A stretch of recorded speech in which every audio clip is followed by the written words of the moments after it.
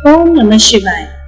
श्री लिंग महापुराण 10वां भाग। ऋषिगण बोले, निर्गुण, निर्मल तथा नित्य शाश्वत शिव सगुणता को कैसे प्राप्त हुए? हे सूत जी, आपने जैसा पहले सुना है उसे हम लोगों को बताइए। सूत जी बोले, हे श्रेष्ठ विप्रों, कुछ तत्वज्ञों ने उपनिषदों में शिव को अजन्मा सुनकर उन्हें प्रणव रूप विज्ञान कहा है। शब्द आदि विषयों का जो ज्ञान है उसे ज्ञान कहा जाता है। अन्य लोग कहते हैं कि जो भ्रांति रहित ज्ञान है वही ज्ञान है। दूसरे लोग कहते हैं कि ऐसा कुछ नहीं है। हे द्विजों, अन्य मुनि लोग कहते हैं कि जो ज्ञान निर्मल, शुद्ध, निर्विकल्प, आश्रय रहित तथा गुरु के द्वारा प्रकाशित है वह वास्तविक ज्ञान है। ज्ञान से ही मुक्ति प्राप्त होती है। ज्ञान सिद्धि के लिए ईश्वर की प्रसन्नता आवश्यक है।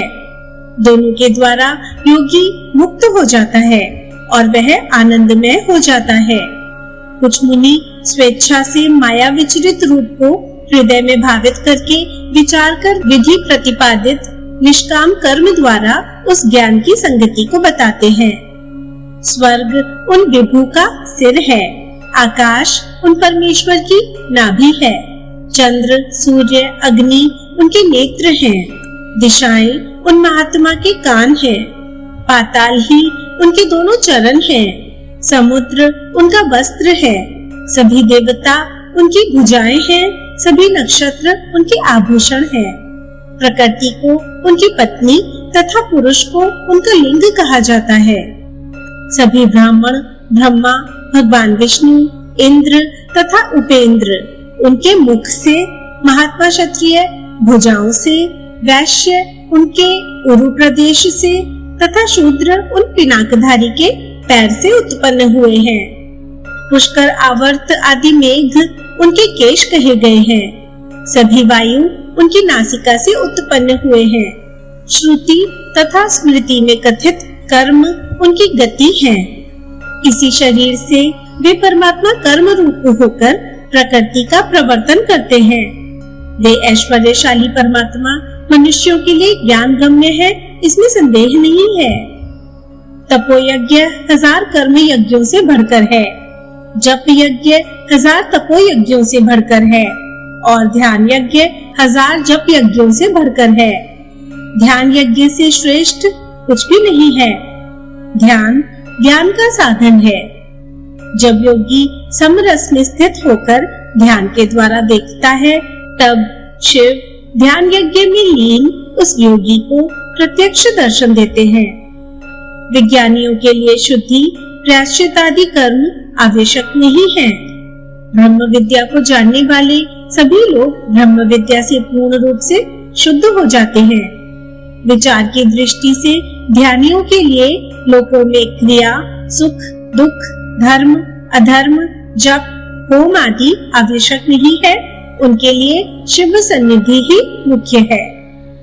परम आनंद में विशुद्ध, कल्याणकारी, अविनाशी, निष्कल तथा सर्वव्यापी लिंग को योगियों के हृदय में सदा विराजमान जानना चाहिए। हे द्विजों, लिंग 2 प्रकार का कहा गया है, बाहरी तथा अभ्यंतर। हे श्रेष्ठ मुनियों, स्थूल लिंग बाहरी होता है और सूक्ष्म लिंग अभ्यंतर होता है। कर्म यज्ञ में निरत तथा स्थूल स्वभाव वाले स्थूल लिंग के अर्चन में संलग्न रहते हैं। अज्ञानी जनों की भावना सिद्धि के लिए ही स्थूल विग्रह कल्पित किया गया है, इसमें दूसरा हेतु नहीं है। जो आध्यात्मिक सूक्ष्म लिंग है उसका प्रत्यक्ष दर्शन जिसे नहीं होता है, ऐसा वह अज्ञानी व्यक्ति सब कुछ बाहर है यह कल्पना करके ही पूजन आदि में प्रवृत्त होता है, इसमें संदेह नहीं है।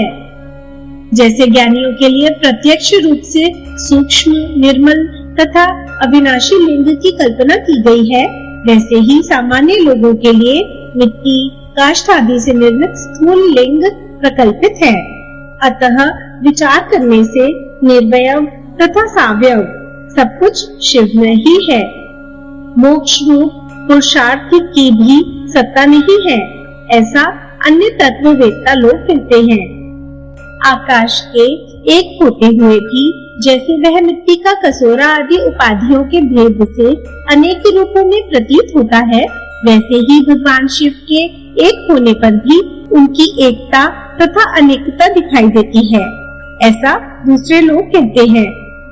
हे सुव्रतों, एक स्थान पर स्थित होते हुए तथा एक होने पर भी सूर्य जल के आश्रयभूत विभिन्न पात्रों में अनेक रूपों में दिखाई देते हैं। यह दृष्टांत लोगों को ज्ञान कराने के लिए है। स्वर्ग तथा पृथ्वी के सभी प्राणी पंचभूतों पृथ्वी, जल, अग्नि, वायु, आकाश से निर्मित हैं। तथापि जाति तथा व्यक्ति के भेद से वे अनेक रूपों में दिखाई देते हैं। जो कुछ भी दिखाई देता है अथवा सुनाई पड़ता है उसे शिवमय जानिए। विचार करने पर इस लोक में लोगों का भेद तो भ्रम मात्र है। स्वप्न में बहुत से सुखों का उपभोग करके मनुष्य सुखी तथा दुखी हो जाता है। विचार करने से देखा जाए तो वास्तव में सुख दुख का अनुभव नहीं होता। इसी प्रकार अन्य सभी वेदार्थ तत्वज्ञ बंधन तथा मोक्ष को भी स्वप्न की भांति बताते हैं। परमेश्वर शिव सांसारी लोगों के हृदय में साक्षात सगुण रूप से विराजमान रहते हैं और वे ही जगन्मय देव योगियों तथा ज्ञानियों के हृदय में निर्गुण रूप से विराजमान रहते हैं। परमेश्वर का 3 प्रकार का विग्रह लोक में पूजित होता है। हे श्रेष्ठ द्विजों, पहला निर्गुण, दूसरा सगुण निर्गुण और तीसरा सगुण। इसमें संदेह नहीं है। कुछ लोग सदा सगुण निर्गुण रूप की पूजा करते हैं। कुछ लोग उन सर्वज्ञ की पूजा हृदय में, शिवलिंग में तथा अग्नि में करते हैं। और हे मुनियों, संसार में रहने वाले कुछ मनुष्य स्त्री पुत्रों सहित सगुण रूप की सर्वदा पूजा करते हैं। जैसे शिव हैं वैसे ही देवी हैं और जैसे देवी हैं वैसे ही शिव हैं। अतः लोग 27 प्रभेद से अभेद बुद्धि से शरीर में तथा शरीर के बाहर मूलाधार में, स्वाधिष्ठान में, मूर्धा में, हृदय में, कंठ में तथा भ्रू मध्य में उनकी पूजा करते हैं। सत असत से रहित अर्थात विलक्षण वे प्रभु शिव जगत के उद्धार के लिए अपनी इच्छा से साक्षात देवी के साथ स्थित हैं। कुछ लोग उन अद्वितीय शिव को द्विगुण प्रकृति पुरुष रूप कहते हैं। कुछ लोग त्रिगुणात्मक ब्रह्मा विष्णु रुद्र रूप कहते हैं और अन्य वेदज्ञ लोग उन्हें संसार का कारण बताते हैं। भक्ति तथा शुभ योग से समन्वित धर्मपरायण तथा विशिष्ट ब्राह्मण उन योगेश्वर अशेष मूर्ति भगवान का पूजन स्वाधिष्ठान में करते हैं। जो लोग भ्रू मध्य में 3 तत्वों के मध्य में त्रिगुण तथा त्रिनेत्र शिव का दर्शन करते हैं, वे ही उन देवी के साथ इन पुरातन पुरुष शिव को प्राप्त करते हैं, अन्य योगी नहीं। सूत जी बोले, हे विप्रों, इसके आगे मैं सभी लोगों के कल्याण के लिए अपनी इच्छा से उनके विग्रह की उत्पत्ति तथा मूर्ति प्रतिष्ठा के संपूर्ण फल का वर्णन करूंगा। कार्तिकेय तथा उमा सहित महादेव की मूर्ति बनाकर उन्हें उत्तम आसन पर विराजमान करके भक्ति पूर्वक उस मूर्ति की प्रतिष्ठा कर सभी कामनाओं को प्राप्त करना चाहिए। कार्तिकेय तथा उमा सहित शिव की विधि पूर्वक एक बार भी पूजा करके मनुष्य जो फल प्राप्त करता है उसे जैसा मैंने सुना है वैसा बताता हूँ। वह योगी करोड़ों सूर्यों के समान तेज वाले, सभी अभीष्ट वस्तुओं से संपन्न, रुद्र कन्याओं से युक्त, गान नृत्य आदि से परिपूर्ण विमानों में भगवान शिव की भांति प्रलय तक विहार करते हैं।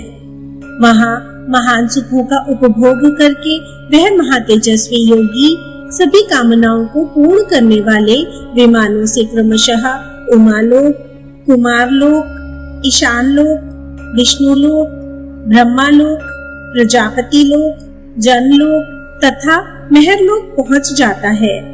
पुनः इंद्रलोक में पहुंचकर वहां 10,000 वर्षों तक इंद्र पद का भोग करने के अनंतर भुवरलोक में दिव्य तथा परम सुंदर सुखों का भोग कर मेरु पर्वत पर पहुंचकर देवताओं के भवनों में आनंद प्राप्त करता है। जो एक पैर, 4 भुजाओं, 3 नेत्रों तथा त्रिशूल से युक्त है, जो अपने वाम भाग से विष्णु तथा दक्षिण भाग से ब्रह्मा को उत्पन्न करके विराजमान है, जिनसे 28 करोड़ रुद्र उत्पन्न हुए हैं, जो सभी अंगों से अत्यंत प्रभा वाले तथा 25 तत्वों वाले जीवात्मा साक्षात पुरुष को हृदय से, अपने बाएं भाग से प्रकृति को, बुद्धि देश से बुद्धि को, अपने अहंकार से अहंकार को, तन्मात्राओं से तन्मात्राओं को, अपनी इंद्रियों से लीला पूर्वक इंद्रियों को, पैर के मूल भाग से पृथ्वी को, गुहा देश से जल को, नाभि स्थल से अग्नि को, हृदय देश से सूर्य को, कंठ से चंद्रमा को, बाहों के मध्य भाग से रुद्र को, मस्तक से स्वर्ग को, इस प्रकार संपूर्ण चराचर जगत को उत्पन्न करके साक्षात विराजमान है। उन सर्वज्ञ तथा सर्वव्यापी परमेश्वर की मूर्ति को विद्या विधान के अनुसार बनाकर विधि पूर्वक उनकी प्रतिष्ठा करके मनुष्य शिव सायुज्य प्राप्त करता है। 3 पैरों वाले, 7 हाथों वाले, 4 श्रृंगों वाले तथा 2 सिरों वाले यज्ञेश्वर अग्नि स्वरूप ईशान को स्थापित करके मनुष्य विष्णु लोक में प्रतिष्ठित होता है। वहाँ 1 लाख कल्प तक महान भोगों को भोग कर मनुष्य सुखी रहता है और पुनः क्रम से इस लोक में आकर समस्त यज्ञों को संपन्न करता है। जो मनुष्य उमा सहित वृष पर आरूढ़ अर्धचंद्रधारी शिव की मूर्ति को स्थापित करता है, वह 10,000 अश्वमेध यज्ञों को करने से जो पुण्य होता है, उसे प्राप्त कर आभूषणों से युक्त स्वर्ण विमान से दिव्य शिवलोक में जाकर वहीं पर मुक्त हो जाता है। नंदी तथा उमा सहित और सभी गणों से घिरे हुए महादेव की प्रतिष्ठा करके मनुष्य जो फल प्राप्त करता है, जैसा मैंने सुना है उसे बता रहा हूँ। वह सूर्य मंडल के समान देदीप्यमान वृषभों से जुटे हुए, अप्सराओं से भरे हुए, देव दानवों के लिए दुर्लभ और नृत्य करती हुई अप्सराओं से चारों ओर से पूर्णतः सुशोभित विमानों से दिव्य शिवलोक में जाकर गणाधिपति पद को प्राप्त करता है। पार्वती सहित नृत्य करते हुए 1000 भुजाओं वाले अथवा 4 भुजाओं वाले भृगु आदि तथा भूत समूहों से घिरे हुए पार्वती के साथ ब्रह्मा विष्णु इंद्र चंद्र आदि सभी देवताओं से सदा नमस्कृत और मातृकाओं तथा मुनियों से घिरे हुए देवेश्वर प्रभु सर्वज्ञ परमेश्वर वृषभध्वज शिव की मूर्ति बनाकर भक्ति पूर्वक उसकी प्रतिष्ठा करके मनुष्य जो फल प्राप्त करता है उसे मैं बताता हूँ। सभी यज्ञ, तप, दान, तीर्थ तथा देव दर्शन करने में जो फल प्राप्त होता है, उसका करोड़ों गुना फल प्राप्त करके वह शिवलोक को जाता है और वहाँ प्रलय तक महान सुखों को भोग कर पुनः दूसरी सृष्टि का प्रारंभ होने पर मनु पद प्राप्त करता है। दिगंबर, 4 भुजाओं वाले, श्वेत वर्ण वाले, 3 नेत्रों वाले, सर्प की मेखला वाले, हाथ में कपाल धारण किए हुए और काले तथा घुंघराले केश वाले देवेश्वर को मूर्ति रूप में बनाकर भक्ति पूर्वक प्रतिष्ठा करके मनुष्य शिव सायुज्य प्राप्त करता है। गजासुर को विदीर्ण करने वाले, उमा सहित सभी कामनाओं को पूर्ण करने वाले, कृष्ण वर्ण वाले, लाल नेत्रों वाले, 3 नेत्रों वाले, चंद्र को आभूषण के रूप में धारण करने वाले, सिर पर काक पक्ष धारण करने वाले, नाग टंक धारण करने वाले, व्याघ्र चर्म को उत्तरीय के रूप में लपेटे हुए, मृग चर्म को वस्त्र रूप में धारण किए हुए, तीक्ष्ण दांतों वाले, हाथ में गदा लिए हुए, हाथ में कपाल लिए हुए, हुम फट महाशब्द से सभी दिशाओं को गुंजित करते हुए, दोनों हाथों में व्याघ्र चर्म तथा कमंडलू धारण किए हुए, हंसते हुए, गरजते हुए, काले समुद्र को पीते हुए, भूत समूहों के साथ नृत्य करते हुए और गण समुदायों से सुशोभित होते हुए देवेश्वर प्रभु शिव को मूर्ति रूप में अपने सामर्थ्य के अनुसार बनाकर तथा प्रतिष्ठा करके मनुष्य सभी विघ्नों से रहित होकर शिवलोक में प्रतिष्ठित होता है और वहां प्रलय तक महान सुखों को भोग कर रुद्रों से विचार पूर्वक ज्ञान प्राप्त करके मुक्त हो जाता है।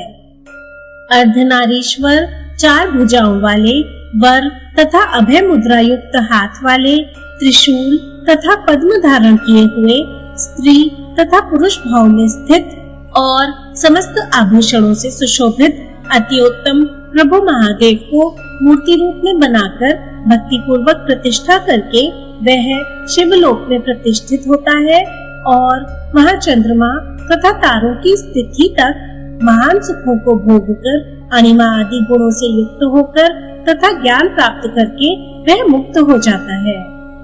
जो मनुष्य शिष्य प्रशिष्यों से घिरे हुए उपदेश की मुद्रा में उठे हुए हाथ वाले देव देवेश तथा सर्वज्ञ लकुलेश्वर को मूर्ति रूप में बनाकर और पुनः भक्ति पूर्वक उन्हें स्थापित करके शिवलोक को जाता है, वह मनुष्य 100 युगों तक वहाँ महान सुखों को भोग कर पुनः ज्ञान योग प्राप्त करके वहीं पर मुक्त हो जाता है।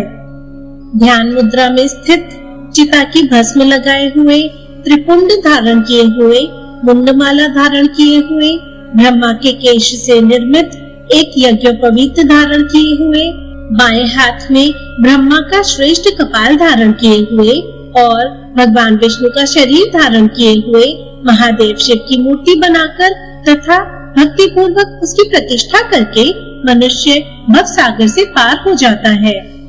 जो एक बार भी ओम नमो नीलकंठाय इस पुण्यदायक अष्टाक्षर मंत्र का उच्चारण करता है वह पापों से छूट जाता है और अपने सामर्थ्य के अनुसार गंध आदि उपचारों से इस मंत्र के द्वारा भक्ति पूर्वक देव देवेश्वर की विधिवत पूजा करके शिवलोक में प्रतिष्ठा प्राप्त करता है। सुदर्शन चक्र धारण किए हुए तथा जलंधर को 2 टुकड़ों में किए हुए स्वरूप में जलंधर विनाशक प्रभु महादेव को मूर्ति रूप में बनाकर भक्ति पूर्वक उनकी प्रतिष्ठा करके मनुष्य शिव सायुज्य प्राप्त करता है, इसमें संदेह नहीं करना चाहिए। पूर्व कथित लक्षणों वाले सुदर्शन चक्र के दाता तथा पूज्यमान विष्णु के द्वारा नेत्रदान रूपी पूजा से अर्चित देवेश्वर को मूर्ति रूप में बनाकर तथा भक्ति पूर्वक उन्हें स्थापित करके मनुष्य शिवलोक में प्रतिष्ठित होता है। निकुंभ की पीठ पर स्थित अपना दाहिना चरण कमल उसकी पीठ पर टिकाए हुए, वाम भाग में पार्वती को बिठाए हुए, सर्प रूपी किंकिणी से वेष्टित कोहनी को अपने त्रिशूल के अग्रभाग पर टिकाए हुए और पास में हाथ जोड़कर खड़े अंधक की ओर देखते हुए मूर्ति को विधि के अनुसार बनाकर उसकी प्रतिष्ठा करने से मनुष्य शिव सायुज्य प्राप्त करता है। जो भक्त त्रिपुर का नाश करने वाले देव देवेश ईश्वर को इस स्वरूप में स्थापित करता है जिसमें भी धनुष बाण लिए हो, अर्धचंद्र को आभूषण के रूप में धारण किए हो, उमा के साथ रथ पर बैठे हो, ब्रह्मा जी उनके सारथी हो, वह भी उसी स्वरूप से शिवलोक में जाकर आनंद पूर्वक दूसरे शिव की भांति क्रीड़ा करता है, इसमें संदेह नहीं है। हे श्रेष्ठ ब्राह्मणों, वहाँ अपनी इच्छा के अनुसार महान सुखों को भोग कर उत्तम ज्ञान प्राप्त करके वह वहीं पर मुक्त हो जाता है।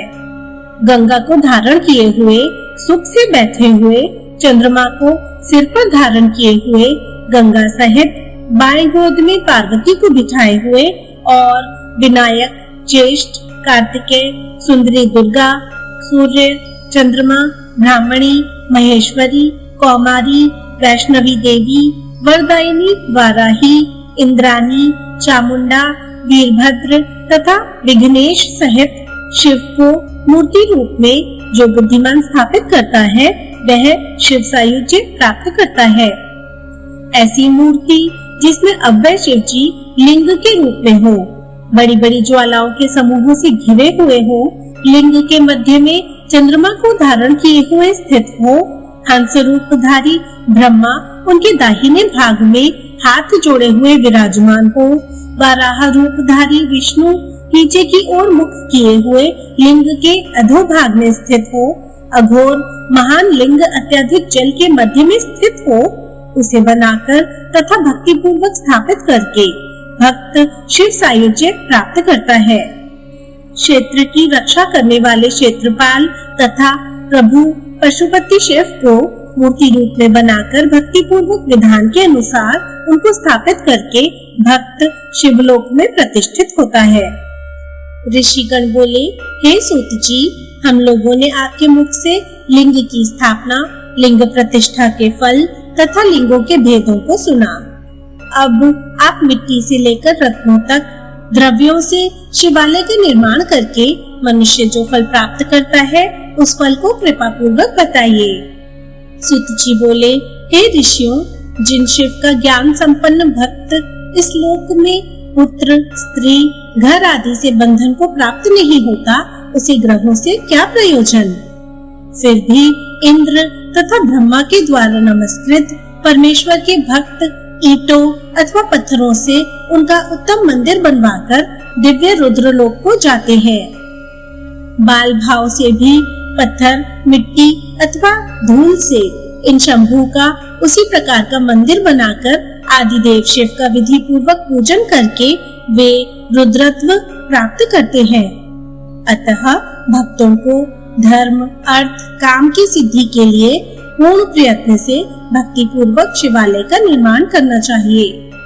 केसर, नागर, द्राविड़ अथवा अन्य प्रकार का शिवालय भक्ति पूर्वक बनाकर भक्त शिवलोक में प्रतिष्ठा प्राप्त करता है। जो भक्त कैलाश नामक शिवालय का निर्माण करता है वह कैलाश शिखर के आकार वाले विमानों में सुखपूर्वक आनंद मनाता है। जो मनुष्य शिव के लिए अपने सामर्थ्य के अनुसार भक्ति के साथ विधि पूर्वक उत्तम, मध्यम अथवा अधम श्रेणी का मंदर नामक शिवालय बनाता है, वह मंदर पर्वत के समान सभी ओर मुख वाले अप्सराओं से युक्त तथा देव दानवों के लिए दुर्लभ विमानों में रम्य शिवलोक में जाकर अभीष्ट सुखों का उपभोग करके ज्ञान योग प्राप्त करके गणाधिपति पद प्राप्त करता है। जो मेरु नामक शिवालय बनाता है वह जो फल प्राप्त करता है वह फल सभी महायज्ञों के द्वारा भी संभव नहीं है। सभी प्रकार के यज्ञ, तप, दान, तीर्थ तथा वेद अध्ययन करने से जो फल प्राप्त होता है उस समस्त फल को प्राप्त करके वह मनुष्य शिव की भांति चिरकाल तक आनंदित रहता है।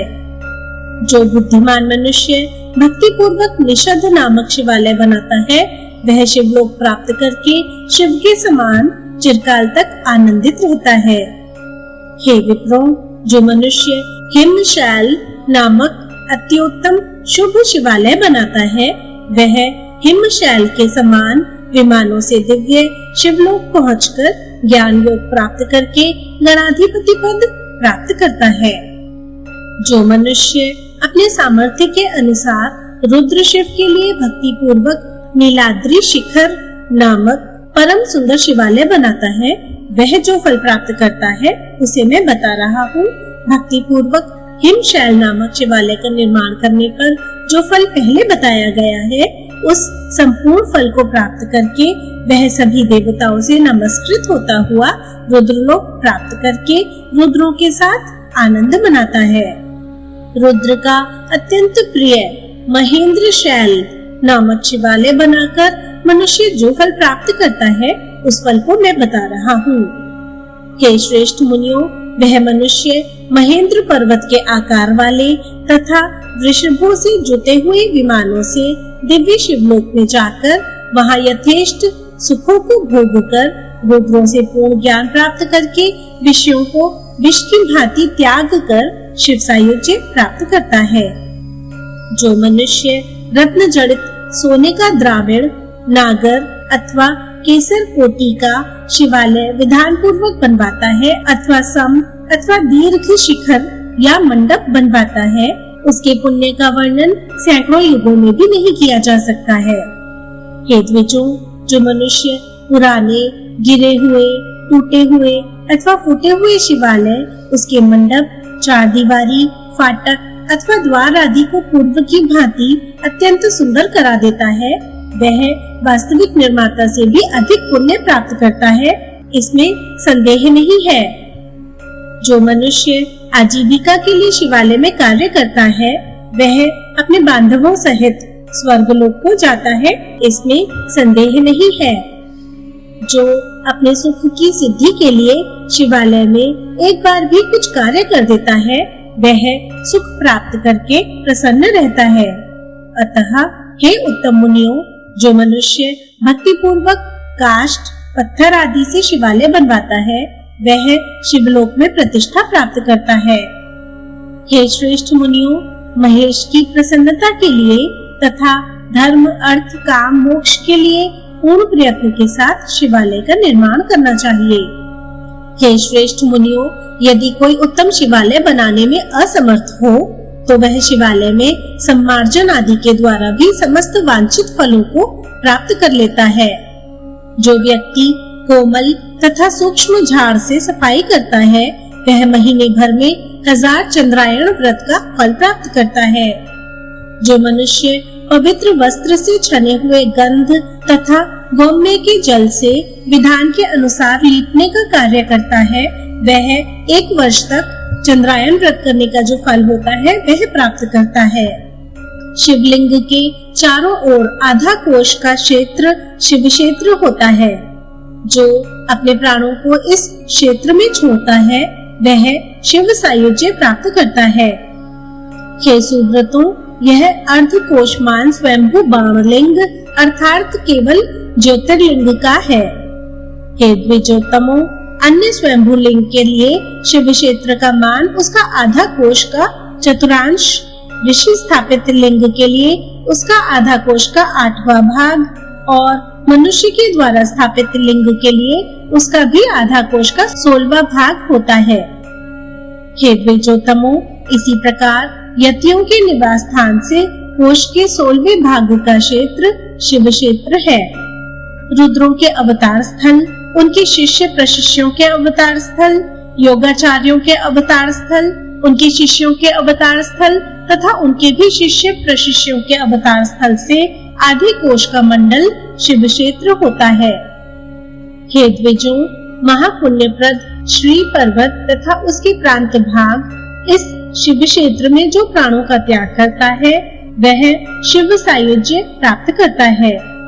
जो मनुष्य वाराणसी में तथा विशेषकर वहां अविमुक्त क्षेत्र में, केदार में, विशेषकर महाक्षेत्र प्रयाग में तथा कुरुक्षेत्र में प्राण त्याग करता है, वह मोक्ष प्राप्त करता है। प्रभास, पुष्कर, अवंती, अमरेश्वर तथा वणिशेला कुल में मृत प्राणी शिवात्मता को प्राप्त करता है। वाराणसी में मरने वाला प्राणी पुनर्जन्म को प्राप्त नहीं होता। जो प्राणी त्रिविष्टिव, विमुक्त, केदार क्षेत्र, संगमेश्वर, शालक, जम्बुकेश्वर, शुक्रेश्वर, गोकर्ण, भास्करेश, गुहेश्वर, हिरण्यगर्भ तथा नंदीश क्षेत्र में प्राण छोड़ता है, वह परम गति प्राप्त करता है। हे श्रेष्ठ मुनियों, अपने शरीर को नियमों से सुखाकर जो योगी मानव स्थापित, देव स्थापित, मुनि स्थापित या स्वयं उत्पन्न किसी भी शिव क्षेत्र में प्राण त्याग करता है, वह शिवत्व को प्राप्त होता है। ज्योतिर्लिंग क्षेत्र तथा देव क्षेत्र के विषय में संदेह नहीं करना चाहिए। शिव क्षेत्र में भली भांति परमेश्वर की पूजा करके आग जलाकर जो प्राणी अपने शरीर को उसमें होम कर देता है, वह परम गति प्राप्त करता है। हे श्रेष्ठ मुनियों, जो मनुष्य निराहार रहकर शिव क्षेत्र में प्राण का त्याग करता है, वह शिव सायुज्य प्राप्त करता है। जो अपने दोनों पैरों को काटकर भी शिव क्षेत्र में निवास करता है, वह शिवत्व को प्राप्त होता है, इसमें संदेह नहीं करना चाहिए। शिव क्षेत्र का दर्शन पुण्यदायक होता है।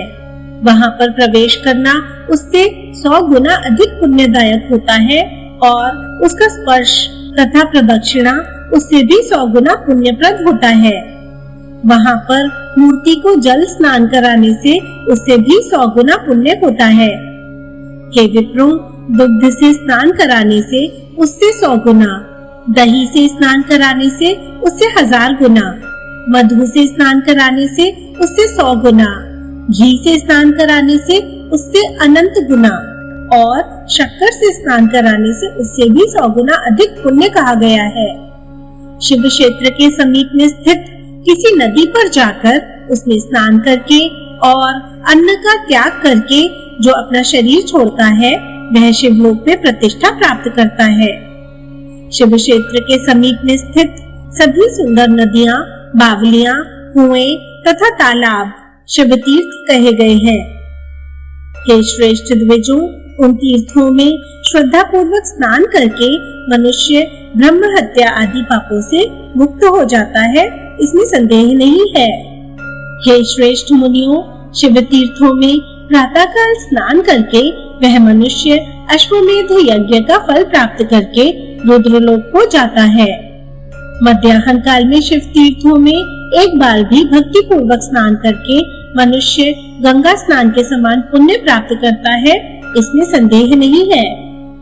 सूर्य के अस्त हो जाने पर शिव तीर्थों में स्नान करके मनुष्य पाप कंचुक छोड़कर शिव पद प्राप्त करता है।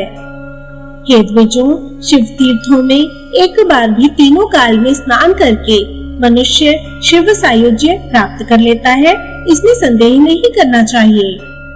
हे श्रेष्ठ द्विजों, पूर्व काल में एक सुअर मार्ग में कुत्ते को देखकर डर के मारे संयोगवश शिव तीर्थ में गिर पड़ा और वह एक बार डुबकी लगाकर स्वयं मर गया। इससे उसने गणाधिपति पद को प्राप्त किया। जो प्रातःकाल लिंग स्वरूपी देवेश्वर शिव का दर्शन करता है वह सबसे उच्च पद प्राप्त करता है। मध्याह्न में महादेव का दर्शन करके वह यज्ञ का फल प्राप्त करता है और सायंकाल दर्शन करके सभी यज्ञों का फल प्राप्त कर मानसिक तथा वाचिक पापों, बड़े से बड़े शारीरिक पापों, उपपातकों और अनुपातकों से मुक्त हो जाता है। सूर्य की सभी संक्रांतियों में लिंग के आकार वाले महादेव प्रभु ईशान का दर्शन करके मनुष्य महीने भर में किए गए पाप का त्याग करके शिवलोक को जाता है। दक्षिणायन, कर्क संक्रांति तथा उत्तरायण, मकर संक्रांति तथा विषुवत, मेष तुला संक्रांति में अर्ध मास तक विधिवत शिव की पूजा करके मनुष्य परम गति प्राप्त करता है। पवित्र अवस्था में जो मनुष्य सव्य अपसव्य विधि से अर्थात सोम सूत्र का उल्लंघन किए बिना धीमी गति से चारों ओर से शिवालय की 3 प्रदक्षिणा करता है वह प्रत्येक पद पर अश्वमेध यज्ञ का फल प्राप्त करता है। जो मनुष्य वाणी से नित्य परमेश्वर शिव का जप करता है वह भी शिवलोक को जाता है, उसे पाकर उसके लिए फिर क्या शेष रह जाता है। हे महाभागों, गंध तथा गोम्य मिश्रित जल से मंडलाकार क्षेत्र बनाकर उसमें मोती, इंद्रनील, पद्मराग, स्फटिक, मरकत, स्वर्ण तथा रजत के अति सुंदर चूर्णों के द्वारा अथवा धन के अभाव में उसी वर्ण के लौकिक चूर्णों के द्वारा महादेव के समीप कर्णिका सहित 10 हाथ परिमाप का शुभ कमल बनाकर वहां 5, 6, 8 तथा 9 वाम आदि शक्तियों के सहित परम इष्ट प्रदान करने वाले महादेव का आवाहन करके पुनः 8 शक्तियों सहित ईशान का आवाहन करके 10 कोणों में 10 शक्तियों के सहित एवं उसके बाहर 10 शक्तियों के सहित शिवजी का पूजन करके तथा उन्हें प्रणाम करके देवदेव के लिए उसे निवेदित करने से पृथ्वी दान का फल प्राप्त होता है। निर्धन भक्त चावल के चूर्ण आदि से भी कमल बनाकर पूजन करके पूर्वोक्त समस्त पुण्य प्राप्त करता है, इसमें संदेह नहीं है। मंडल में रत्नों के चूर्ण आदि से अथवा अन्य चूर्णों से 12 दलों वाला उत्तम कमल बनाकर मंडल के मध्य में 12 मूर्तियों के साथ सूर्य को स्थापित करके ग्रहों से घिरे हुए सूर्य की पूजा करनी चाहिए। इससे वह भक्त उत्तम सूर्य सायुज्य प्राप्त करता है। इसी प्रकार प्राकृत मंडल बनाकर उसमें 6 दलों वाला कमल बनाकर इसके मध्य भाग में आर्या ब्रह्म रूपिणी देवेशी प्रकृति, दाहिनी ओर सत्व मूर्ति, बाईं ओर रजोगुण, सामने तमो मूर्ति, मध्य में देवी अंबिका, दक्षिण में 5 भूतों तथा 5 तन्मात्राओं और उत्तर में 5 कर्मेंद्रियों तथा 5 ज्ञानेंद्रियों की विधिवत पूजा करके उस छठ दल कमल में आत्मा अंतरात्मा इन दोनों की बुद्धि की तथा महत सहित अहंकार की पूजा करनी चाहिए। इससे वह समस्त यज्ञों का फल प्राप्त करता है। हे मुनियों, इस प्रकार मैंने आप लोगों को संपूर्ण उत्तम प्राकृत मंडल बता दिया। हे श्रेष्ठ विप्रो, अब मैं संपूर्ण कामनाओं को सिद्ध करने वाले साधन का वर्णन करूंगा। मंत्र को जानने वाला भक्त विधान पूर्वक गाय के गोबर से गौ चर्म के बराबर चौकोर मंडल बनाकर जल से छिड़काव करके उसे वितान आदि अथवा मनोहर छत्रों से, स्वर्ण निर्मित अर्ध चंद्राकार बुदबुदों से, स्वर्णमय पीपल की पत्तियों से, खिले हुए श्वेत कमलों तथा लाल कमलों और नील कमलों से, वितान के किनारे लटकती हुई मोतियों की माला से, श्वेत ध्वजाओं से, श्वेत मिट्टी के पात्रों से, मनोहर जल पूरित घड़ों से, फल पल्लव मालाओं से, वैजंती मालाओं से, रेशमी वस्त्रों से, 50 दीप मालाओं से तथा 5 प्रकार के सुगंधित धूपों से अलंकृत करके 50 दलों से युक्त उत्तम कमल बनाए। इस प्रकार विविध रंग के चूर्णों से अथवा सफेद चूर्णों से विधान पूर्वक 1 हाथ परिमाप का कमल बनाकर उसकी कर्णिका में देवी सहित देवेश्वर शिव की स्थापना करें। हे सुव्रतों, कमल के पत्रों में पूर्व दिशा आदि के क्रम से रुद्रों के साथ अकार आदि वर्णों को स्थापित करें, जो आदि में प्रणव, ओम तथा अंत में नमः से युक्त हो। हे श्रेष्ठ मुनियों, इस प्रकार भक्ति क्रम से गंध पुष्प आदि से पूजन करके वहां विधि पूर्वक 50 ब्राह्मणों को भोजन कराए। तत्पश्चात उन श्रेष्ठ ब्राह्मणों को जपमाला, यज्ञोपवीत, कुंडल, कमंडलू, आसन, छड़ी, पगड़ी तथा वस्त्र प्रदान करके देवदेव शंभु को महाचरु निवेदित करके एक काली गाय तथा काला वृषभ प्रदान करे। अंत में चूर्ण निर्मित मंडल तथा पूजन के उपयोग के द्रव्यों को देवदेव शिव को समर्पित कर दे और आदि में ओम लगाकर बुद्धिमान भक्त प्रत्येक वर्ण को अनुक्रम से जपे। हे विप्रो, इस प्रकार जो मनुष्य श्रद्धा पूर्वक उत्तम संपूर्ण मंडल बनाकर जिस फल को प्राप्त करता है, उसे मैं संक्षेप में बता रहा हूँ। समुचित रूप से विधि पूर्वक अंगों सहित वेदों का अध्ययन करके विधान के अनुसार क्रम से ज्योतिष्टोम आदि से लेकर विश्वजित तक सभी यज्ञों को करके अपने सदृश पुत्रों को उत्पन्न करके पत्नी सहित वानप्रस्थ आश्रम में प्रविष्ट होकर अग्नि कर्म करके पुनः हे द्विजों, चंद्रायण आदि सभी व्रत संपन्न करके और इसके बाद सभी क्रियाओं का त्याग करके ब्रह्म विद्या का अध्ययन कर यत्न पूर्वक ज्ञान प्राप्त कर पुनः उस ज्ञान के द्वारा ज्ञेय का दर्शन करके वह योगी जो फल पाता है, उस फल को वह संपूर्ण वर्ण मंडल के दर्शन मात्र से प्राप्त कर लेता है। हे द्विजों, जिस किसी भी प्रकार शिवालय को लीप कर सामने, पीछे, उत्तर में तथा दक्षिण में चतुष्कोण मंडल बनाकर उसे चारों ओर से चूर्णों से सजाकर पुष्प अक्षत आदि से पूजन करके मनुष्य सभी पापों से मुक्त हो जाता है। जो मनुष्य एक बार भी भक्ति पूर्वक गर्भगृह को चंद्र आदि तथा कपूर सहित गंध द्रव्यों से चारों ओर से लीप कर सभी ओर सुगंधित पुष्प बिखेर कर 4 प्रकार के धूपों से उसे धूपित करके भगवान शिव की प्रार्थना करता है, वह शिवलोक को जाता है।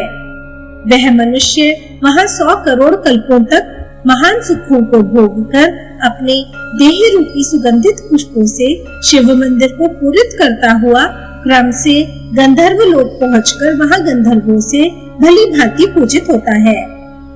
पुनः क्रम से इस लोक में आकर पराक्रमी राजा होता है।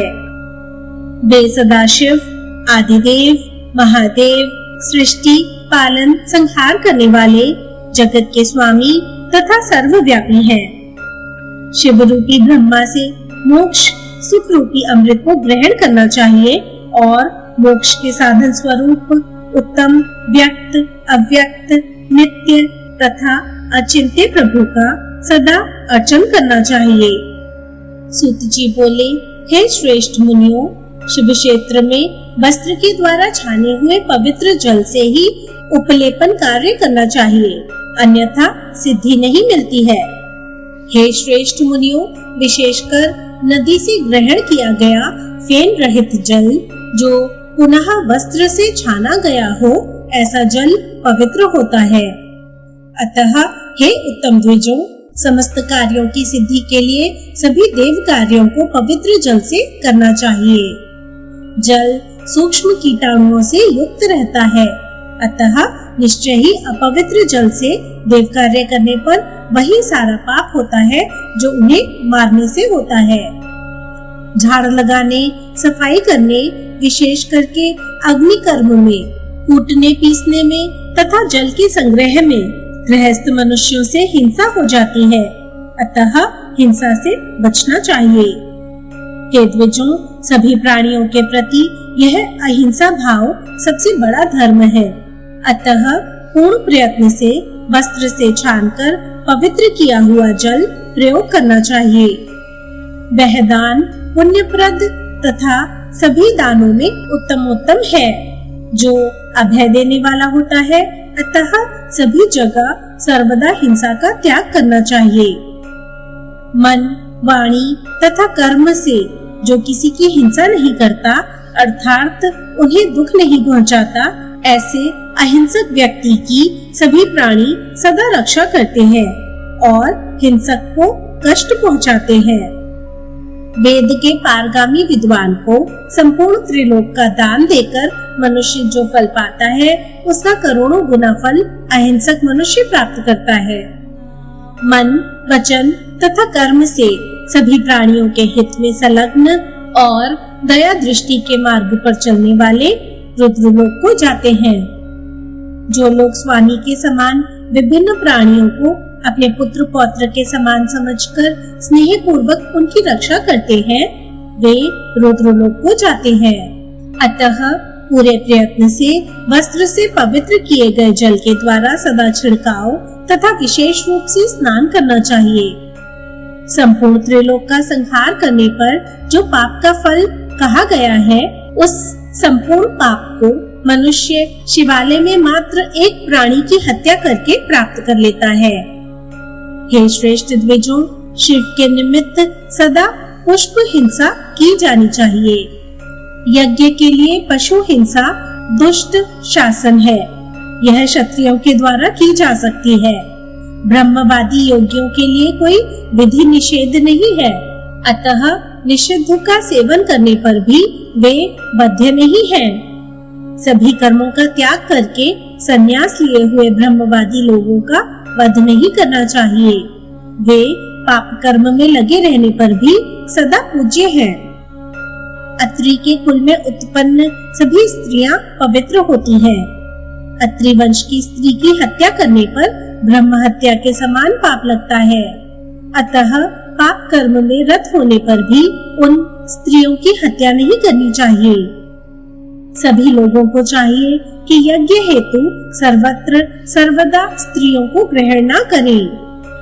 हे विपेंद्रों, सभी वर्णों की स्त्रियां, चाहे वे पाप कर्म में रत हो, मलिन हो, रूपवती हो, कुरूप हो अथवा मलिन वस्त्रों वाली हो, मनुष्यों के द्वारा बद्ध नहीं है। उनमें शिव भाव रखना चाहिए। वेद विरुद्ध व्रत तथा आचार वाले और श्रुति तथा स्मृति से विमुख लोग पाखंडी कहे गए हैं। द्विजातियों को उनके साथ बातचीत नहीं करनी चाहिए, उनका स्पर्श नहीं करना चाहिए और उन्हें देखना भी नहीं चाहिए। उन्हें देखने पर सूर्य का दर्शन करना चाहिए। फिर भी राजाओं तथा अन्य प्राणियों को चाहिए कि उनका वध ना करें। हे द्विजों, मनुष्य सज्जनों के संसर्गवश एक बार भी माहेश्वर का पूजन करके रुद्रलोक को प्राप्त कर लेता है। हे श्रेष्ठ द्विजों, सभी दया रहित लोग तथा परम कारण शिव में भक्ति से हीन सभी मनुष्य दुख भोगते हैं। जो लोग देवदेव परमेष्ठी शिव के भक्त हैं, वे भाग्यशाली हैं और इस लोक में सुखों को भोगकर मुक्त हो जाते हैं। जैसे गृहस्थ मनुष्यों का चित्त पुत्रों, स्त्रियों तथा घरों में आसक्त रहता है, उसी प्रकार उनका चित्त यदि यतियों तथा तपस्वियों के सानिध्य से एक बार भी आदिदेव में लग जाए तो परमेश्वर का लोक उनके लिए दूर नहीं है। ऋषिगण बोले, हे महामते, मंद बुद्धि वाले, अल्प आयु वाले, अल्प पराक्रम वाले तथा अल्प सामर्थ्य वाले मनुष्यों को प्रजापति महादेव की पूजा किस प्रकार करनी चाहिए? 1000 वर्षों तक तपस्या के द्वारा शंकर की पूजा करके देवता भी उनका दर्शन नहीं कर पाते, तो फिर वे मनुष्य भगवान शिव की पूजा कैसे करें? सूत जी बोले, हे श्रेष्ठ मुनियों, आप लोगों ने यथार्थ बात कही है। फिर भी श्रद्धा पूर्वक शिव की पूजा करने पर उनका दर्शन हो सकता है और उनसे संभाषण किया जा सकता है। हे द्विजों, प्रसंगवश भक्तिहीन लोगों के द्वारा भी पूजित होकर वे भगवान उनके भाव के अनुरूप फल देने वाले कहे गए हैं। हे द्विजों, उच्चिष्ट अधम ब्राह्मण शिव की पूजा करके पिशाच लोक को जाता है और क्रोध में भरकर पूजन करने वाला मूढ़ बुद्धि राक्षस का स्थान प्राप्त करता है। अभक्ष्य भोजन का भक्षण करने वाला दुष्ट मनुष्य शिव की पूजा करके यक्ष लोक प्राप्त करता है और नृत्य गान करने वाला उनकी पूजा करके गंधर्व लोक प्राप्त करता है। प्रसिद्धि का इच्छुक और स्त्रियों में आसक्त नराधम बुद्ध लोक को प्राप्त करता है। मदोन्मत्त व्यक्ति रुद्र की पूजा करता हुआ सोमलोक प्राप्त करता है। रुद्र गायत्री मंत्र द्वारा शिव का पूजन करके मनुष्य प्रजापति लोक को और प्रणव के द्वारा पूजन करने पर ब्रह्मलोक तथा विष्णु लोक को प्राप्त करता है। श्रद्धा पूर्वक एक बार भी महेश्वर का पूजन करके मनुष्य रुद्र लोक में पहुंचकर रुद्रों के साथ अमोद प्रमोद करता है। देवताओं तथा असुरों से पूजित शुभ लिंग को पवित्र जल से स्वच्छ करके पीठ में भक्ति पूर्वक शिव का आवाहन करके उन्हें देखकर विधि पूर्वक प्रणाम करके धर्म ज्ञान में उत्तम वैराग्य ऐश्वर्य से संपन्न सभी लोगों से नमस्कृत ओंकार पद्म से युक्त मध्य भाग वाले तथा चंद्र सूर्य अग्नि से उत्पन्न कल्पित आसन पर स्थापित करके रुद्र शंभु को पाद्य आचमन अर्घ प्रदान करके उन्हें दिव्य जलों से स्नान कराना चाहिए। फिर घी, दूध तथा दही से रुद्र को स्नान कराना चाहिए एवं विधि पूर्वक स्वच्छ करना चाहिए। तत्पश्चात शुद्ध जल से स्नान कराकर चंदन आदि से पूजन करना चाहिए। फिर रोचन आदि से पूजन करके दिव्य पुष्पों, अखंड बिल्व पत्रों, अनेक प्रकार के कमलों, नील कमलों, रक्त कमलों, मल्लिका, चंपक, जाति पुष्पों, बकुलों, कनेर के पुष्प, शमी पुष्पों, धतूरे के पुष्पों, अगस्त के उदित होने पर खिलने वाले पुष्पों, अपामार्ग कदम्ब के गुच्छों तथा सुंदर आभूषणों से पूजन करके 5 प्रकार के धूप प्रदान करके खीर निवेदित करनी चाहिए। उसके बाद दही मिश्रित भात, मधु घी मिला हुआ भात, पका हुआ अन्न और मूंग का पका हुआ अन्न, यह 6 प्रकार का अन्न निवेदित करें अथवा 5 प्रकार का घी मिश्रित अन्न निवेदित करें अथवा केवल 1 आड़क शुद्ध चावल पकाएं और उसे निवेदित करें। अंत में प्रदक्षिणा करके बार बार नमस्कार कर देवता ईशान की स्तुति करके पुनः शिव जी की विधिवत पूजा करके ईशान, तत्पुरुष, अघोर, वामदेव तथा सद्योजात मंत्रों का जप करते हुए इन 5 मंत्रों से शिव की पूजा करें। इस विधि से पूजा करने पर देव माहेश्वर प्रसन्न होते हैं। हे श्रेष्ठ द्विजों, शिव पूजन में उपयोग किए गए पुष्प, पत्र आदि के साथ वृक्ष और गायें ये सब परम गति को प्राप्त होते हैं। जो एक बार भी शिव, रुद्र, शर्व, भव आज की पूजा करता है वह पुनर्जन्म रहित शिव सायुज्य को प्राप्त कर लेता है। एक बार अथवा प्रसंगवश भी पूजित परमेश्वर भव उमापति का दर्शन करके मनुष्य सभी पापों से मुक्त हो जाता है। पूजित किए गए अथवा पूजित होते हुए महादेव का दर्शन कर मनुष्य ब्रह्मलोक को जाता है, इसमें संदेह नहीं है। जो शिव के संबंध में कुछ भी सुनकर उसकी प्रशंसा करता है वह परम गति प्राप्त करता है। जो शिव के समक्ष एक बार भी घी का दीपक अर्पित करता है वह वर्णाश्रमी लोगों के लिए दुर्लभ स्थिर गति प्राप्त करता है।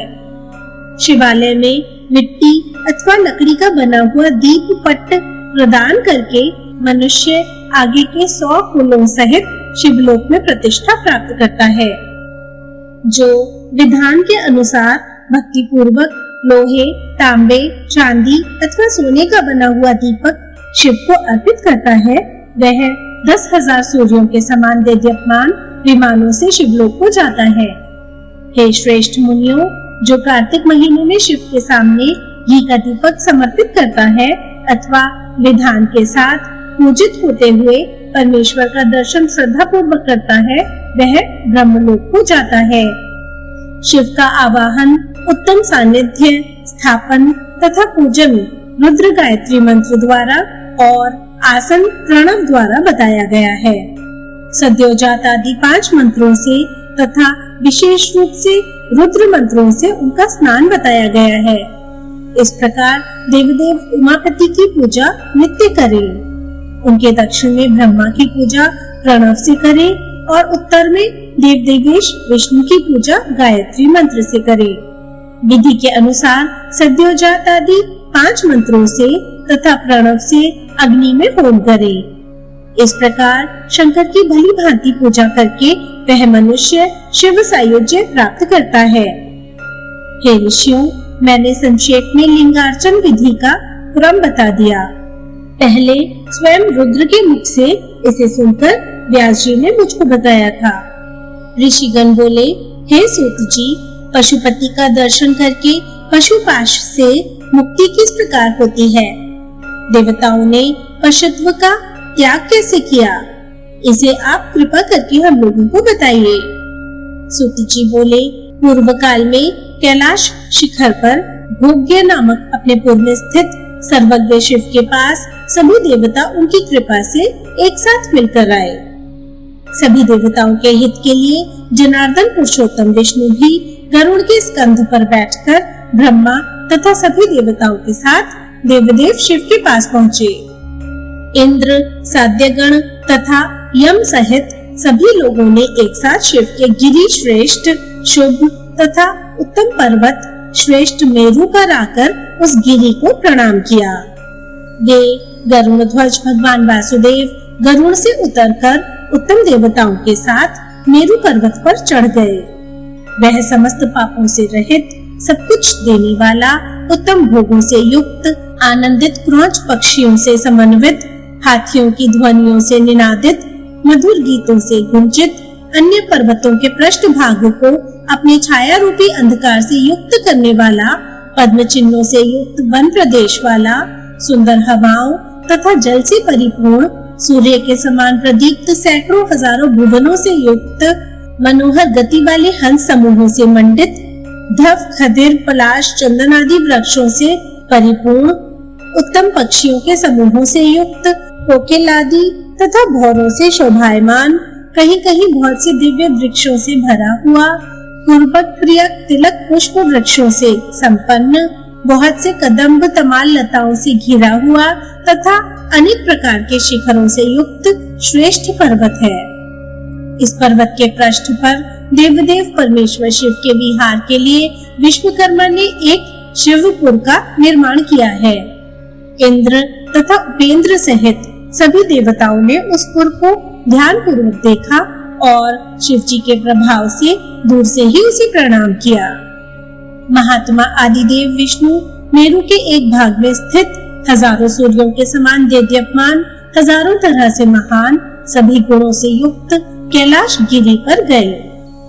उसके बाद ब्रह्मा तथा देव शत्रुओं का विनाश करने वाले विष्णु उस महान पुर के द्वार पर पहुँचे, जो स्त्रियों, हाथियों, घोड़ों, अनेकों रथों, गणों तथा गणेश्वरों से भरा हुआ था और महापर्वत के समान प्रतीत हो रहा था।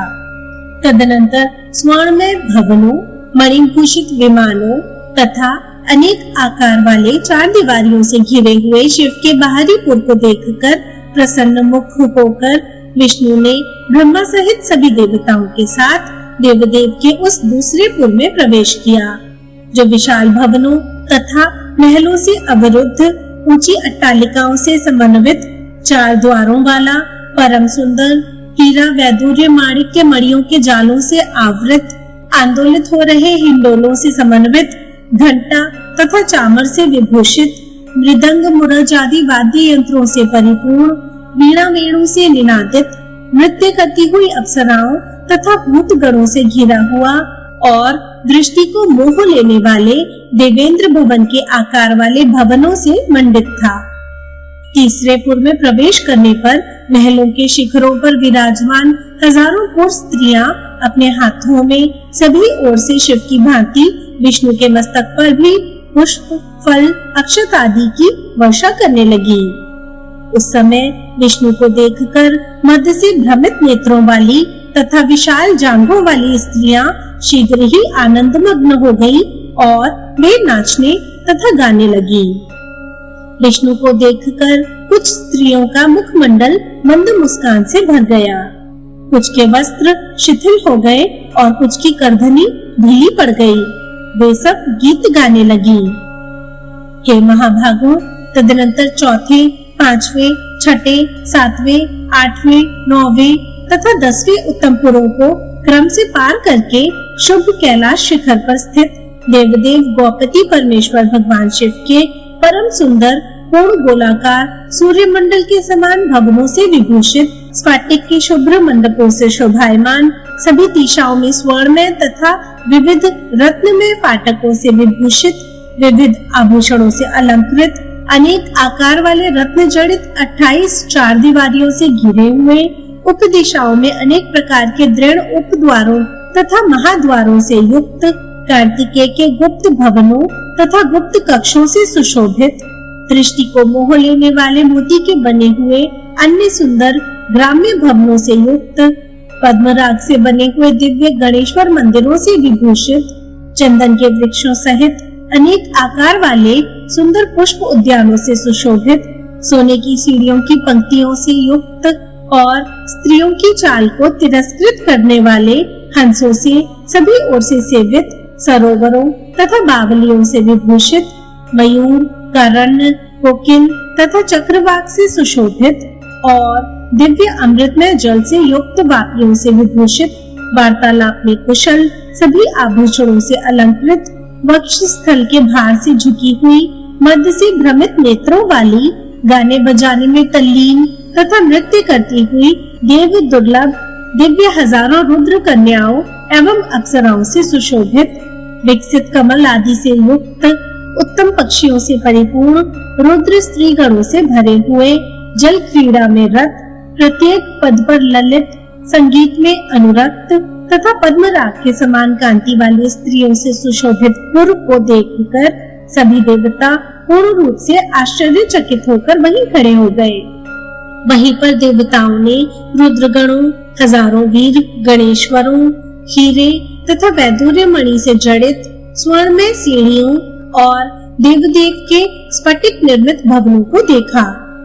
उन भवनों के शिखरों पर हृष्ट, कमल के समान नेत्रों वाली तथा विशाल जांघों वाली स्त्रियां, यक्ष, गंधर्व, अप्सराएं, किन्नरियां, किन्नर, नाग, सिद्धगणों की कन्याएं तथा अन्य स्त्रियां विराजमान थीं। वे अनेक वेश धारण की हुई थी, अनेक आभूषणों से अलंकृत थीं, अनेक हाव भाव से युक्त थी, अनेक भोग तथा रति से प्रेम करने वाली थी। नील कमल के पत्र के समान शोभा वाली थी, कमल पत्र के समान विशाल नेत्रों वाली थी। कमल की पंखुड़ी के समान कोमल वस्त्रों से सुशोभित थीं। कंकड़, नुपुर, हार, रंग बिरंगे छत्र तथा वस्त्रों से भूषित थीं। अन्य प्रकार के आभूषणों से मंडित थी और सजावट से प्रीति करने वाली थी। देवताओं की सुंदर स्त्रियों तथा गणेश्वरों की सुंदर स्त्रियों को देखकर इंद्र आदि प्रमुख देवता त्रिपुर के शत्रु गणाधीश के पुर में गए। उस पुर के मध्य में स्थित परमेश्वर शिव के हजारों उगते हुए सूर्य के समान आभा वाले भवन को देखकर इंद्र सहित सभी देवता तथा सिद्धगण वहां रुक गए। इसके बाद इंद्र आदि सभी देवताओं ने उस भवन के द्वार पर स्थित गणेश्वर नंदी को देखा। उन गणेश्वर नंदी को देखकर सभी देवताओं ने उन्हें प्रणाम किया और कहा, जय हो। तब गणेश्वर ने भी उन्हें देखकर कहा, हे महाभाग्यशाली देवताओं, हे सुव्रतों, निष्पाप तथा सभी लोगों के स्वामी, आप लोग यहाँ किस लिए आए हैं? कृपा करके बताइए। उसके बाद देवताओं ने कहा, पशुपाश जीव भाव से मुक्ति के लिए आप हम लोगों को गजराज ऐरावत के समान शुभ्र कांति वाले एवं वर प्रदान करने वाले देव माहेश्वर का दर्शन कराइए। हे सुव्रत, पूर्व काल में तीनों पुरों को दग्ध करने के लिए पशुत्व स्वीकार किया गया था। उस पशुत्व के विषय में हम लोग शंकाग्रस्त हैं। परमेश्वर शिव के द्वारा पाशुपत व्रत कहा गया है। हे भूतेश, इस व्रत के करने से पशुत्व नहीं रहता है। 12 वर्षों तक, 12 महीनों तक अथवा 12 दिनों तक भी इस उत्तम व्रत को करके समस्त पशु भगवान शिव के पशु पाशों से मुक्त हो जाते हैं। तदनंतर श्रीनाद पुत्र नंदी ने नारायण आदि उन सभी देवताओं को शिव का दर्शन कराया।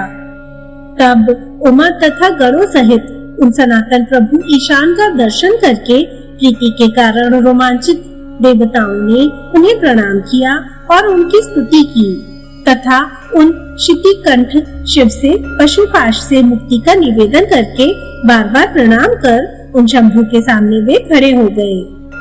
तत्पश्चात उन सबकी ओर देखकर देवदेव वृषध्वज परमेश्वर भगवान महेश्वर उन देवताओं तथा मनुष्यों के पशुत्व भाव का शोधन कर उन्हें पाशुपत व्रत का स्वयं उपदेश करके उमा के साथ बैठ गए।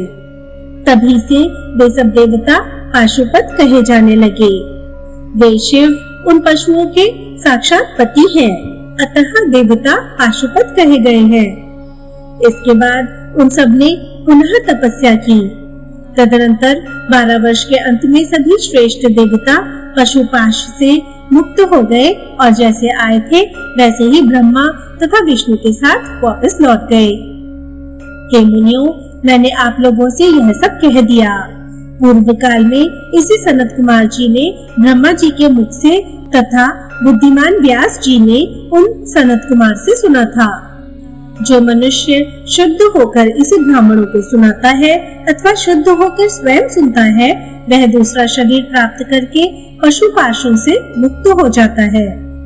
ऋषिगण बोले, हे सूत जी, आपने पशुपाश से मुक्त करने वाले इस व्रत को बता दिया।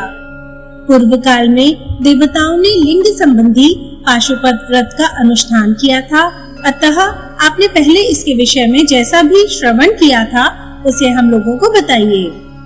सूत जी बोले, हे ऋषियों, पूर्व काल में सनत कुमार ने इस संबंध में शिलाद पुत्र नंदी से आदर पूर्वक पूछा था। तब नंदी ने उनसे जो बात कही थी वही मैं आप लोगों को संक्षेप में बताता हूँ।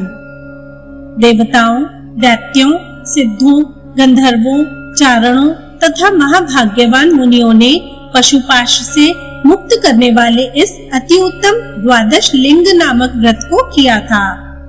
यह सुख प्रदान करने वाला, योग देने वाला, मनोरथ पूर्ण करने वाला, मुक्ति देने वाला, शिव से सदा अभियोग कराने वाला, पुण्य देने वाला, भक्तों के भय का नाश करने वाला, 6 अंगों सहित वेदों का मंथन करके उन शिव के द्वारा निर्मित समस्त दानों में उत्तम 10,000 अश्वमेध यज्ञों से अधिक पुण्य देने वाला, सभी मंगल प्रदान करने वाला, पवित्र, समस्त शत्रुओं का विनाश करने वाला, संसार सागर में डूबे हुए प्राणियों को मोक्ष देने वाला, सभी रोगों को नष्ट करने वाला तथा सभी ज्वरों का विनाश करने वाला है। इसे पूर्व काल में ब्रह्मा, विष्णु तथा देवताओं ने किया था। हे विपेंद्रों, एक विशाल लिंग बनाकर इसे चंदन मिश्रित जल से स्नान कराकर चैत्र महीने से प्रारंभ करके इस शिवलिंग व्रत को करना चाहिए। केसर की कर्णिका से युक्त 9 रत्नों से जड़ित तथा 8 दलों वाले एक सुंदर स्वर्णमय कमल की रचना करके उसकी कर्णिका में विधि के अनुसार वेदी युक्त स्फटिक के लिंग की स्थापना करनी चाहिए। हे सुव्रतों, उसमें भक्ति पूर्वक विधि के अनुसार बिल्व पत्रों से 1000 श्वेत लाल नीले कमलों से, श्वेत मदार के कर्णिकारों से, कनेल पुष्पों से, कुर्बक पुष्पों से तथा अन्य उपलब्ध पुष्पों से रुद्र गायत्री मंत्र द्वारा उस लिंग का अर्चन करना चाहिए। हे उत्तम द्विजों, गंध, धूप, दीप, नीराजन आदि मंगल उपचारों से लिंग मूर्ति माहेश्वर का पूजन करके अघोर मंत्र से दक्षिण भाग में अगरु देना चाहिए। सद्योजात मंत्र से पश्चिम भाग में दिव्य मनः शिला और वाम मंत्र से उत्तर भाग में चंदन अर्पित करना चाहिए। हे श्रेष्ठ मुनियों, तत्पुरुष मंत्र से पूर्व भाग में हरिताल प्रदान करना चाहिए। हे विप्रो, श्वेत अगरु से तथा कृष्ण अगरु से उत्पन्न धूप, सुगंधित तथा उत्तम गूगल धूप और सितार नामक धूप भक्ति पूर्वक महेश्वर को अर्पित करनी चाहिए। तत्पश्चात महाचरु को नैवेद्य के रूप में अर्पित करना चाहिए अथवा आड़क परिमाण में अन्न निवेदित करना चाहिए। हे विप्रो, मैंने आप लोगों को यह पुण्यदायक शिवलिंग महाव्रत बता दिया। यह सभी महीनों में सामान्य शिवलिंग व्रत है। अब मैं विशेष का वर्णन करता हूँ। हे विपेंद्रों, वैशाख में हीरे से निर्मित लिंग, ज्येष्ठ मास में मरकत निर्मित लिंग, आषाढ़ मास में मोती से निर्मित लिंग, सावन मास में नीलमणि से निर्मित लिंग, भाद्रपद मास में पद्मराग से निर्मित सुंदर लिंग, अश्विन मास में गोमेद से निर्मित शुभ लिंग, कार्तिक मास में मूंगे से निर्मित लिंग, मार्गशीर्ष मास में वैद्युर्य से निर्मित लिंग, पौष मास में पुखराज से निर्मित लिंग, माघ मास में सूर्यकांत मणि से निर्मित लिंग तथा फागुन में स्फटिक से निर्मित लिंग का यजन करना चाहिए। सभी महीनों में स्वर्ण में एक कमल बनाने का विधान है। स्वर्ण के अभाव में चांदी का कमल बनाना चाहिए। रत्नों के अभाव में सोने अथवा चांदी से निर्माण करना चाहिए। चांदी के अभाव में तांबे अथवा लोहे से बनाना चाहिए। वेदी सहित पाषाण का अथवा काष्ठ का अथवा मिट्टी का सर्वगंध में लिंग बनाए अथवा क्षणिक लिंग की रचना करे। हेमंत ऋतु में बिल्व पत्र से महादेव की पूजा करनी चाहिए। सभी महीनों में एक स्वर्णमय कमल बनाना चाहिए अथवा स्वर्ण की कर्णिका युक्त चांदी का उत्तम कमल बनाना चाहिए और चांदी के अभाव में बिल्व पत्रों से ही शिव का पूजन करना चाहिए। 1000 कमलों के अभाव में उसके आधे से ही पूजन करना चाहिए अथवा उसके भी आधे से अथवा कम से कम 108 कमलों से रुद्र का पूजन करना चाहिए। बिल्व पत्र में सर्व लक्षण युक्त देवी लक्ष्मी, नील कमल में साक्षात अंबिका और कमल में स्वयं षडानन विराजमान रहते हैं। सभी देवताओं के स्वामी महादेव शिव पद्म में निवास करते हैं। अतः बुद्धिमान मनुष्य को पूरे प्रयत्न से बिल्व पत्र का कभी भी त्याग नहीं करना चाहिए और नीलकमल, उत्पल तथा विशेषकर कमल का त्याग कभी नहीं करना चाहिए। पद्म सभी को वश में करने वाला होता है और मनः शिला सभी सिद्धियां देने वाली होती है। कृष्ण अगरु से उत्पन्न धूप सभी पापों को हरने वाला, गूगल आदि के दीपों का निवेदन सभी रोगों का क्षय करने वाला, चंदन सभी सिद्धियों को देने वाला और सुगंधित धूप सभी कामनाओं तथा अर्थों का साधक है। श्वेत अगरु तथा कृष्ण अगरु से बनाया हुआ धूप और सौम्य सीतारी नामक धूप साक्षात निर्वाण सिद्धि प्रदान करने वाला है। श्वेत मदार के पुष्प में साक्षात चतुर्मुख ब्रह्मा निवास करते हैं और कर्णिकार के पुष्प में साक्षात देवी सरस्वती निवास करती हैं। करवीर के पुष्प में गणाध्यक्ष, बक पुष्प में स्वयं नारायण और सभी सुगंधित पुष्पों में भगवती पार्वती विराजमान है। अतः यथोपलब्ध इन पुष्पों से तथा शुभ पुष्प, धूप, दीप आदि से भक्ति पूर्वक अपने वित्त सामर्थ्य के अनुसार देव देवेश शिव की पूजा करनी चाहिए। तदनंतर भक्ति पूर्वक खीर तथा महाचरू निवेदित करें और घी युक्त व्यंजनों सहित तथा अन्य द्रव्य युक्त शुद्ध अन्न अथवा 4 सेर मूंग का अन्न अथवा उसका आधा समर्पित करें। पुनः चामर और ताड़ का पंखा उन्हें भक्ति पूर्वक निवेदित करें। इसी प्रकार न्याय पूर्वक अर्जित किए गए अनेक प्रकार के पवित्र पूजा योग्य उपहारों को जल से प्रोक्षित करके भक्ति युक्त चित्त से भगवान रुद्र को समर्पित करें। जीतने की इच्छा वाले विष्णु ने सभी देवताओं की स्थिति के लिए क्षीर सागर से सारा अमृत खींचकर साक्षात अन्न के भीतर स्थापित कर दिया। प्राणियों को अन्न दान करने से शिव जी के प्रति अनुराग हो जाता है, अतः अन्न से शिव की पूजा करनी चाहिए। अन्न में प्राण प्रतिष्ठित रहते हैं, उपहार में तुष्टि विद्यमान रहती है, पंखे में स्वयं वायुदेव वास करते हैं, महादेव सभी वस्तुओं में विराजमान रहते हैं, जल देवता वरुण सुगंधित जल में विद्यमान है, वेदी में महत आदि के साथ साक्षात देवी प्रकृति विराजमान है। अतः प्रत्येक महीने विधि के अनुसार भक्ति पूर्वक शिव की पूजा करनी चाहिए। समस्त कार्यों की सिद्धि के लिए पूर्णिमा को व्रत अवश्य करना चाहिए। व्रत में सत्य, शुद्धता, दया, शांति, संतोष तथा दानशीलता का पालन करना चाहिए। पूर्णिमा तथा अमावस्या के दिन उपवास करना चाहिए। वर्ष के अंत में गौदान तथा विशेष रूप से वृषोत्सर्ग करना चाहिए। वेद के पारगामी श्रोत्रिय ब्राह्मणों को भक्ति पूर्वक भोजन कराना चाहिए। पूजा किए गए उस शिवलिंग को सभी सामग्रियों सहित शिव क्षेत्र में स्थापित कर देना चाहिए अथवा ब्राह्मण को समर्पित कर देना चाहिए। हे श्रेष्ठ मुनियों, जो इस प्रकार सभी मासों में शिवलिंग महाव्रत को करता है वही तप करने वालों में श्रेष्ठ है और वह करोड़ों सूर्यों के समान देदीप्यमान तथा रत्नों से सुशोभित विमानों से शिवलोक पहुंचकर वहां से कभी भी इस लोक में वापस नहीं आता है, अथवा जो 1 महीने भी इसी प्रकार इस उत्तम व्रत को करता है वह शिवलोक प्राप्त करता है, इसमें संदेह नहीं करना चाहिए। अथवा सांसारिक भोगों में आसक्त चित्त वाला व्यक्ति 1 वर्ष तक यदि इस प्रकार करे तो वह जिन जिन कामनाओं को मन में संचित किए रहता है उनको प्राप्त करके शिवलोक को जाता है। आसक्त मनुष्य भी इसे करके देवत्व, पितृत्व, इंद्रत्व तथा गणाधिपतित्व प्राप्त करता है। विद्या चाहने वाला विद्या प्राप्त करता है, भोग चाहने वाला भोग प्राप्त करता है, धन चाहने वाला धन प्राप्त करता है और आयु की कामना करने वाला दीर्घायु प्राप्त करता है। जिन जिन कामनाओं का मनुष्य चिंतन करता है उनको 1 मास की इस व्रत से प्राप्त करके इस लोक में आनंदित रहता है और अंत में वह रुद्रत्व प्राप्त करता है।